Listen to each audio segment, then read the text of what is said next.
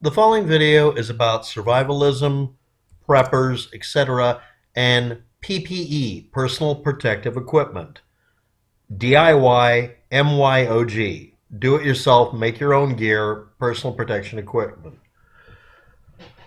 It's a thumb hole hoodie, pullover type, with or without the kangaroo pouch in front for two hands, and sweatpants. That's the entire video. What it's made out of provides either, if it's thick enough, bullet resistance. If it uses fibers that are smooth on a microscopic level enough, slash and stab proofing, otherwise known as Londoner mode, and bite resistance. If you work at a club or deal with Karens in your neighborhood, wild or tamed, or simply free range, or you work at a hospital. So let's talk about it. Brand names. We're just going to get this out of the way. Kevlar, Nomex, Twaron, which is hard to pronounce on purpose, etc. These are fiber materials with a name brand. They can tolerate over 900 degrees Fahrenheit. You can like melt stuff in it. They are listed as PPTA. This will be the simplest name. Okay, here we go. This is a poly-para-phenylene terephthalamide, or a para-aramid. An aramid is an aromatic polyamide. Yeah, that's why we use name brands. Anyway, Kevlar, Nomex, Twaron, etc. Marine cordage is made out of lots of things. Firefighter outfits, that sort of thing. We'll be getting back to the firefighter outfit. Then we have these names. Oh boy. Again, it's Dyneema and Spectra. Those are the next ones. These aren't necessarily fireproofing. High performance polyethylene, or ultra high molecular weight polyethylene, or high-modulus polyethylene. Parachute suspension lines, boat sails, boat cordage, fishing line, automotive winch rope, hundreds of other things, and also clothing made on purpose, just like Kevlar. And all of them have the ability to either slow down or stop a bite, a puncture from a bite or from a weapon, a slash from claws or a knife, or even reduce the speed of a bullet and reduce damage. Can you make your own? You get it in cloth sheets called a bolt. It's a big collection of it. Get your friends together and start making stuff. Learn how to sew things.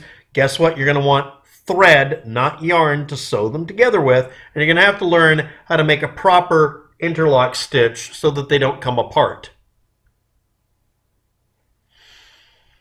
What's the initialisms? Well, PPTA is the one above. That's basically Kevlar, Nomex, Twaron, etc. And then the chemical names. What about the one that is essentially just Spectra fiber or Dyneema? Here we go. HMPE, UHMW, UHMWPE, HPPE.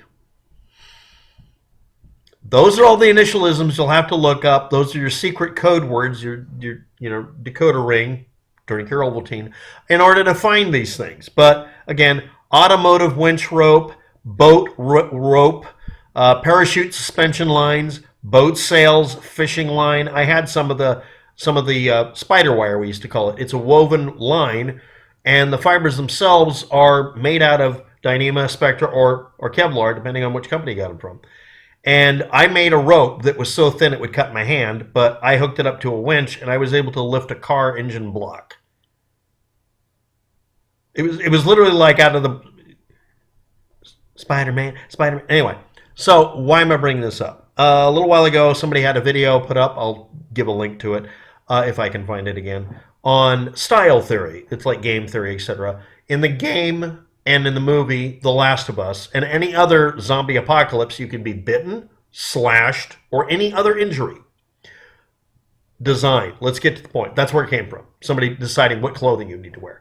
And it breaks down again to a hoodie that's a pullover. Don't have a zipper in the front. No seams. Like no capes, no seams. You might want to get that magic crocheting thing from the 1980s and 90s and 70s where you'd sit there and just feed in yarn and then weave things. So you can make something like that to make a sleeve or a neck, or get a bunch of little old ladies to help you weave your body armor. But the point is, you can also just use cloth and do the same design you see. And it's a pullover hoodie that you put around your face, so this is the only thing exposed besides your hands. And if you want to, you can make a thumb hole here so that that's the maximum exposed. Protective equipment and covering. And what are these used for? Again, slash and stab proofing for Britain, because they have a lot of that happening. Bites, well, that's if you work at a hospital or you're a police officer, or apparently just people in New York City and Los Angeles have a bunch of bite incidents. And then, of course, bullet resistance for America. Just put Americamo on, just look up Americamo. Anyway, it's sweatpants and a thumb hole hoodie. That covers up everything other than shoes doing it. Just make the shoes the same way. And, after that, you get a face mask you wear, Corpse Husband style. He's a YouTuber. Go look him up. Or, if you want to refer to those trying times we're not allowed to say the word about from what attacked the whole planet. It's like literally, it's like right after we've been attacked by aliens from another dimension or space aliens, or it's after the blip in the Marvel universe, but we're not supposed to talk about it because we still get flagged for discussing something that happened. Like there's literally punishments for saying, I can't say it, YouTube will flag the video. I'm sorry, but by definition, that should be jail term for the people running YouTube for continuing to do this. They should be jailed until they stop doing it, and whatever period of time they refused to do it after it was declared over with, because we're not allowed to talk about, ended on a particular date. It was declared ended because it finally mutated into something that's manageable. Every day, that's your jail term. You keep going for another day, it's another day in jail after you admit it. Make them admit it. Make them confess. I'm still a little pissed about this. I didn't get a warning or a flagging in the last 6 months, right? Yes, I did. For something that wasn't even on the same subject. In previous videos about survivalism and prepping, I brought up the kit I have. I didn't bring up the clothing. A few people asked, but I didn't bring up anything. But today, I'm going to do this. Because none of this has to do with being warm. Well, yeah, it does. You can get this sort of thing, if you want to, with Gore-Tex as well, to make a waterproof and hazard-proof hazard suit. Yes, Mr. Freeman. We can make these. And you can make them out of just swatches of cloth stitched. Just make sure you stitch another layer with a seam in a different location. Do not line up the seams. Don't cross the streams. The next part of this, yes, that's actually something I would tell people if they were talking about building something to stop a bullet. We're allowed to talk about body armor, but we can't talk about why we wear a mask or anything. The next thing is you can get something called an overall with a hoodie or hooded overall suit. They're not used for firefighters because firefighters need more mobility. But this is for oil rig workers, and I've worn a suit like this while handling stuff to be thrown into an incinerator because... And I love the quote, this and the face mask, which you're going to be wearing whether you like it or not, with its built-in O2 pipe, means that if you fall into the incinerator, we can retrieve you. It was for insurance purposes. They just wanted to make sure they could retrieve proof it was me. I don't get the payout they do. I'm not sure I'd get any medical help. But I wore a suit like this. And yeah, during winter it was great. During summer, the airflow solved the heating. I only had to run in the incinerator during cold weather, so I didn't care one way or another. And yeah, and it had listed on it Dyneema, Spectra, and Kevlar in that order, from inner to outer. This was slash, bite, and bulletproof and fireproof. Oh my God. The next layer in, if you're curious, would be anything that wicks moisture. That means it can't be cotton. That means it has to be very nice to your skin, very fine fiber wool, or one of the other plastics. I'd recommend wool, especially for fire. And after that, nothing after that. After that, it's about a good pair of shoes, preferably calf covering boots that you wear under a pair of pants, and you get the bicyclist Kevlar, not Kevlar, bicyclist hook and loop, otherwise known as Velcro strap to hold the bottom down. And again, you wear gloves, but you have this just in case you're not wearing them, and you have gloves integrated in. You can wear something called a reverse half glove. It's worn over this and the thumb, and it does not have a sling here. You wear it over this, and it ties back here with a really simple loop and a thumb cover. It's used, it looks like you're about to launch a Hawkeye-style arrow, but it's for wearing if you're around stuff that might take your fingers and pull your arm in. It rips off the glove because the glove fingers come off. It's lower likelihood of grabbing you around machinery. Or do what I did and just don't do that. But if you're dealing with a zombie apocalypse, we're not allowed to use the other wording for what happened for 2 years. Was it just 2 years? I don't remember anymore. Did this actually happen? According to YouTube, it never happened.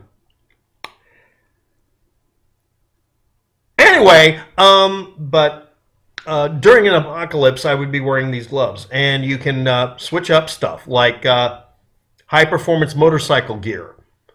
The minimum cost I've seen for the hoodie sweatpants variety, where you put sweatpants inside of the other pants, wear tinned clothing. It's called tin pants and tin coat, or waxed, oiled, oilskin clothing over the top of it. The minimum cost was $500 for a set that would cover head to toe, leaving only the face and your hands visible. $500, that and a pair of boots. So yeah. This video has been about, again, prepping, survivalism, and if you haven't noticed, every one of those people who used to scream about the end times, you notice they're just sitting on the corner doing this, staring at the ground. They're not holding up the sign, they're just sitting there. They won't talk to anybody anymore because yeah, they got that 1,000-yard stare because they're soaking in it. Some of you out there who are liberals really believe it's the end of the world. You also believe that when Trump was president the first time. This time, Trump's actually kind of trying to make it true. And the rest of the planet isn't going along with it. Oh, wait a minute, they're kowtowing to it. While all the planet's little wars start joining hands. So yeah, this has been your video of survivalism, and I'll make sure it looks very nice. And I think I'll use Pyro from Team Fortress. He seems appropriate today.